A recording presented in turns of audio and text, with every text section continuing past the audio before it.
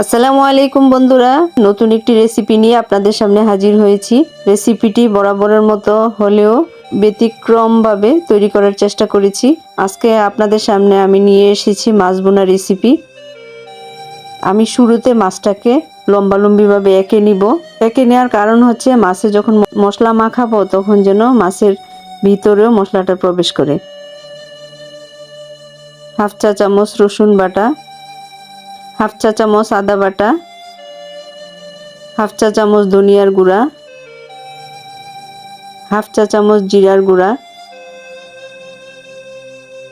Half চা চামচ মরিচের গুঁড়া, হাফ চা চামচ হলুদের গুঁড়া, হাফ চা চামচ মাংসের মশলা, পরিমাণ মতো তেল, স্বাদ মতো লবণ দিয়ে আমি মশলাটা একটু মাখিয়ে নিব।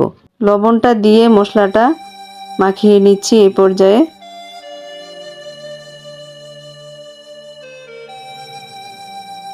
মশলাটা মাখিয়ে নিয়ে এই মশলাটা আমি মাছের সাথে মাখিয়ে নিব।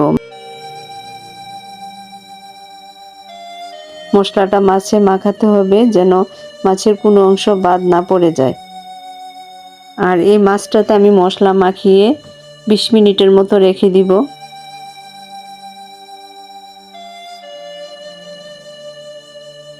তো ভালো করে মশলাটা মাছের মধ্যে মাখাতে হবে।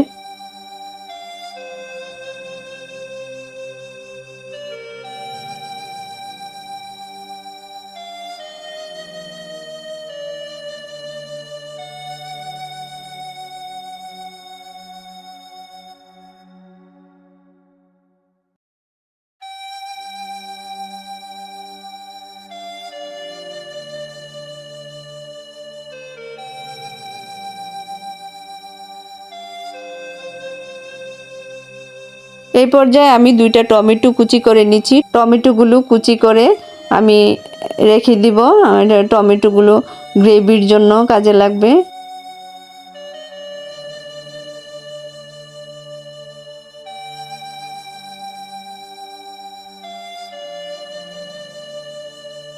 কড়াইতে আমি তেল দিয়ে দিয়েছি। তো তেলটা গরম হয়ে আসলে মাছটা দিয়ে দিয়েছি। এখন মাছটা ভেজে নিচ্ছি।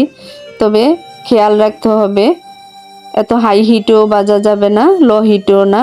একটা পরিমাণ মতো হিট দিয়ে আমি মাছটা ভেজে নিব। এ পর্যায়ে মাছটা এক পিঠ হয়ে গিয়েছে। আমি অপর পাশটা উল্টে দিচ্ছি, দিয়ে মাছটা ভেজে নিচ্ছি। মাছটা ভাজা হয়ে গিয়েছে। আমি যেই তেলে মাছটা ভেজে নিয়েছি সেই তেলেই আমি 3 চা চামচ পেঁয়াজ বাটা দিয়ে দিলাম। দিয়ে পেঁয়াজটা একটু ভেজে নেব।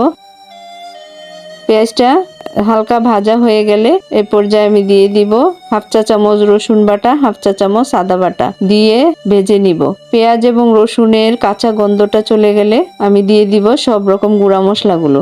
তবে আমি এখানে আগে যেই মশলাগুলো দিয়েছি এই জন্য আমি এখানে কম করে গুঁড়া মশলা দিব।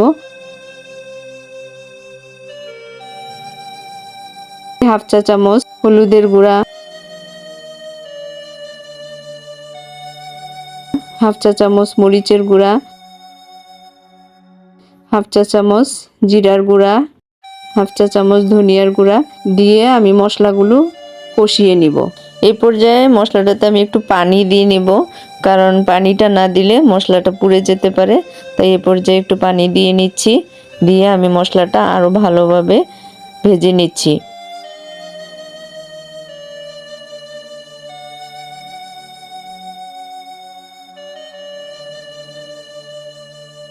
মশলার তেলটা যখন উপরে চলে আসবে তখন আমি টমেটো কুচিগুলো দিয়ে দিয়েছি। টমেটো কুচিগুলো দিয়ে আমি আরেকটু কিছুক্ষণ রান্না করব। এ পর্যায়ে আমি স্বাদ মতো লবণ দিয়ে দিয়েছি। দিয়ে লবণটা মিশিয়ে নিচ্ছি।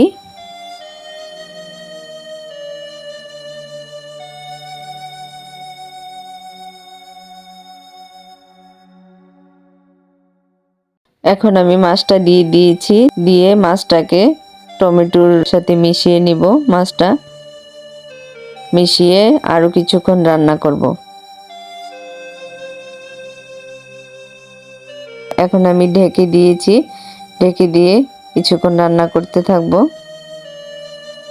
যখন দেখবো যে ভালো করে গ্রেভিটা মাছের সাথে মিশে গেছে, টমেটোগুলো সুন্দরভাবে গ্রেভি হয়ে গেছে, একটু এই পর্যায়ে গ্রেভিটা যখন একটু গাঢ় হয়ে আসবে তখন আমি তুলে নিব।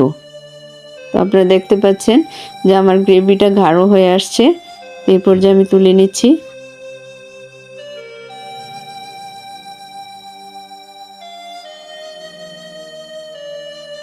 তো আমার রান্না শেষ হয়ে গেছে। ভিউয়ার্স, আপনাদেরকে আমার রেসিপিটি দেখার জন্য ধন্যবাদ। যদি আমার রেসিপিটি ভালো লাগে তাহলে একটা লাইক দিবেন এবং আমার চ্যানেলটি সাবস্ক্রাইব করবেন, কমেন্টস করবেন। ভালো থাকবেন সবাই। আসসালামু আলাইকুম।